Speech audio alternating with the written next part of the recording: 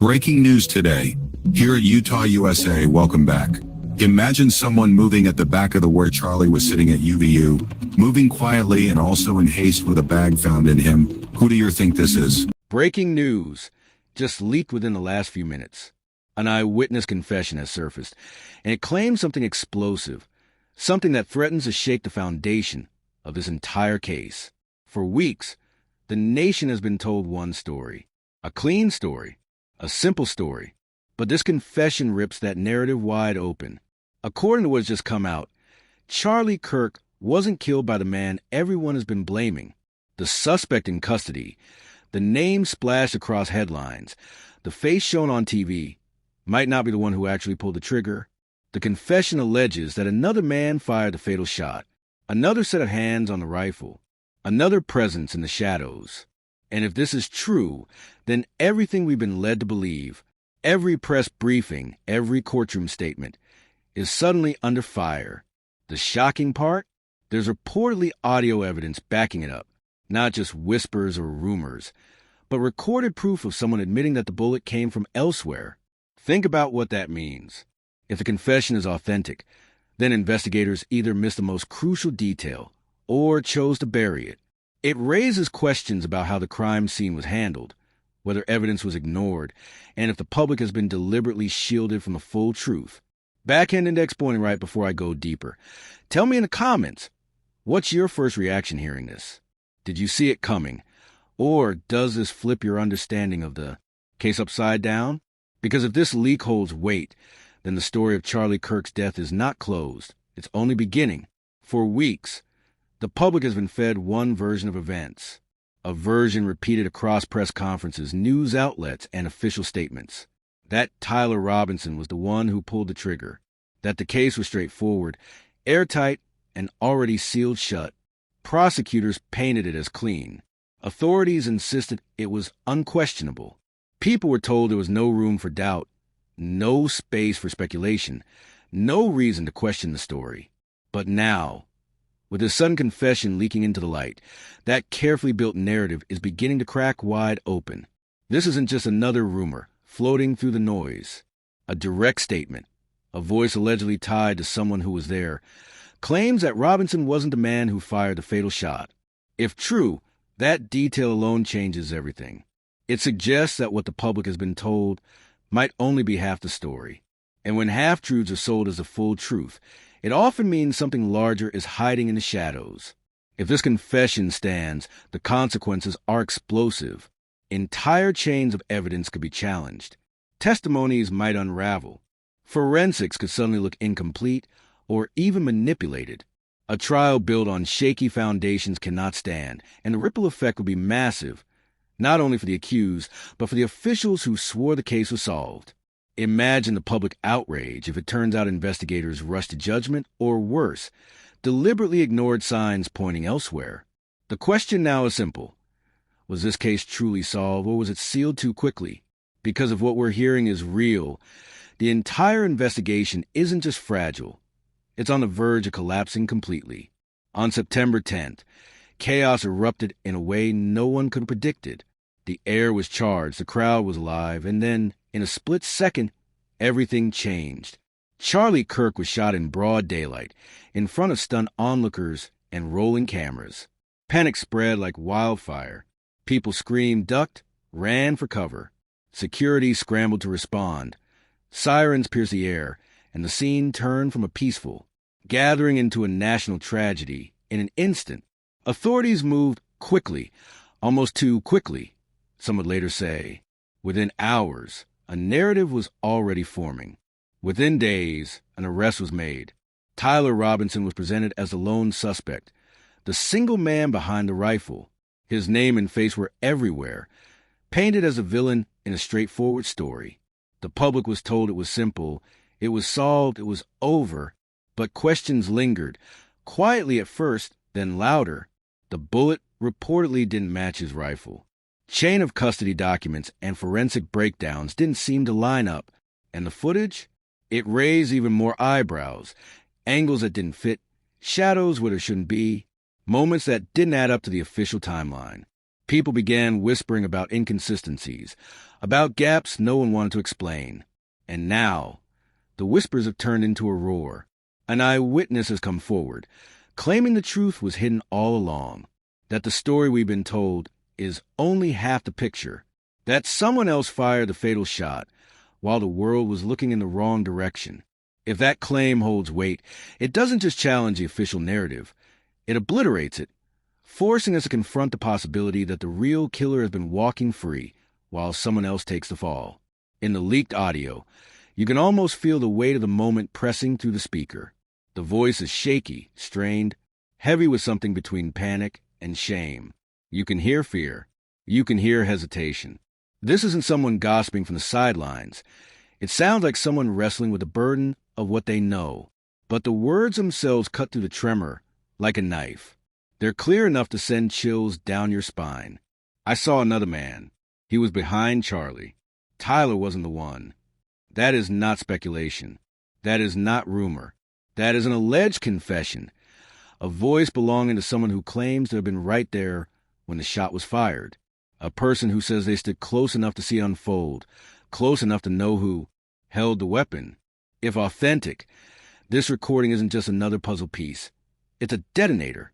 It blows open the story we've been fed and forces an ugly question. Who really pulled the trigger? The implications are enormous. If this audio holds up under scrutiny, it points directly to the presence of a second shooter, someone who either slipped away into chaos or someone authorities have chosen not to name. It raises the specter of evidence suppressed, witnesses silenced, or leads intentionally ignored. Was it incompetence, or was it protection? Was it a rush to close the case, or something far more deliberate? Every second of that leaked audio demands answers, because if it's real, then the investigation into Charlie Kirk's death hasn't merely been flawed.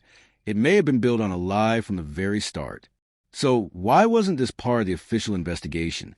Why wasn't the public told about this possibility from day one? Those aren't small questions. They're the heart of what makes this leak so dangerous. When information of this magnitude is kept off the record, it doesn't happen by accident. It's either negligence on a catastrophic scale or a deliberate act of concealment. Either way, it shatters trust. Think about how tightly controlled the narrative has been since the shooting. From a first press conference, officials presented the story as solved. One shooter, one weapon, one motive. Every update reinforced that version, even as discrepancies, mismatched bullets, odd footage, conflicting witness accounts, quietly piled up in the background. Yet somehow this confession, this alleged first-hand account, never surfaced, never appeared in evidence logs, never made it into the press briefings. Why? And most importantly, who benefits from keeping the truth buried? If another shooter exists, someone had to help them escape or protect their identity. Maybe it was someone inside the event. Maybe someone with influence. Maybe someone with something to lose if the real story came out. Cover-ups don't happen in a vacuum. They're orchestrated and always for a reason. The stakes are massive. If the public has been fed a false narrative, then everything, the case against Tyler Robinson, the credibility of the investigators, the institutions meant to uphold justice, stands on the brink of collapse. Because if the truth was hidden once, how many more truths are still buried, waiting to be uncovered? Remember, this isn't the first crack in the official story. From day one, there have been signs the narrative wasn't as airtight as authorities claimed. Right after the shooting, as emergency rooms scrambled to save Charlie Kirk's life, doctors working on him made an observation that should have stopped everyone in their tracks. They revealed something troubling. The bullet they pulled from his body didn't match Tyler Robinson's rifle. This was an obscure, complicated forensic puzzle.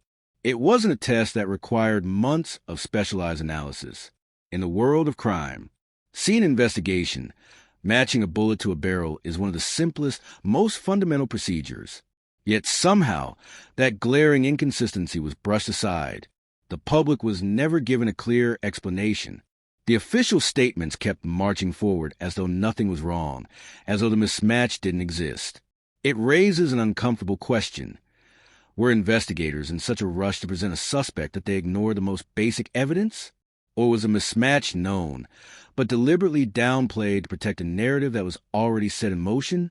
Now, with this confession surfacing, an alleged first-hand account saying another man fired the fatal shot, that detail suddenly matters more than ever.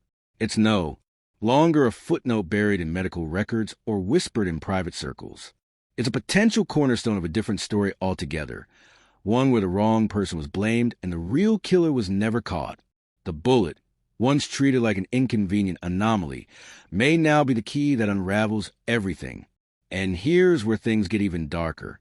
Despite these glaring questions, the bullet mismatch, the conflicting eyewitness accounts, the possibility of a second shooter, the people charged with telling the truth have gone quiet. Authorities who were once eager to stand in front of cameras now stay hidden behind statements or no comments. The press conferences have stopped. The promised updates never arrive. Evidence logs remain sealed. Requests for transparency are met with closed doors. What fills that void isn't clarity. It's suspicion, because when silence replaces answers, doubt spreads like wildfire. People start to wonder if the institutions they're told to trust are actually working to protect justice or to protect themselves. Every day without an update feeds the sense that something is being buried, not out of caution, but out of calculation. This isn't just about one case anymore. It's about the integrity of the system. If evidence doesn't match, if eyewitnesses are ignored, if confessions surface but go unacknowledged, the natural question becomes, why? And even more damningly, who benefits from that silence? Is the quiet a sign of incompetence? Investigators so overwhelmed they can't manage the facts? Or is it a deliberate effort to shield someone or something from scrutiny? When authorities choose silence over transparency, they invite exactly this kind of suspicion. The question is no longer just what they're protecting, but who? Because the longer the silence stretches, the clearer it becomes. Someone out there has a lot to lose if the truth comes out. This leak doesn't just change the case, it changes everything. For weeks, the narrative has been steady. Tyler Robinson, the lone suspect, pulled the trigger and ended Charlie Kirk's life. But now, if what's contained in this audio is real, that foundation is crumbling. Because if another man pulled the trigger, then Tyler, Robinson may be innocent. And that means a real killer is still walking free, hidden in plain sight, while the world points its finger at someone else. Think about how explosive that possibility is. A wrongful arrest, a trial that might be built on shaky evidence, a community told to move on while the most critical detail, the identity of the true shooter, remains buried. If this confession stands up to scrutiny, then everything about the investigation has to be questioned. The motives of law enforcement, the integrity of the prosecution, and the transparency of those in power. It turns what was framed as an open and shut case into a potential cover-up of historic proportions. Backhand index pointing right, I'll leave it to you. Does this confession prove Tyler's innocence, or is it just another distraction meant to cloud the waters and buy time? Is it a crack of light breaking through the lies, or just another twist in a case designed to confuse? Drop your thoughts below, because your voice matters in keeping the pressure on for answers. Stay with us, because this story is only getting darker, and every new detail pushes us deeper into questions no one in authority seems ready to answer. Make sure you subscribe so you don't miss the next update, because the truth is far from finished.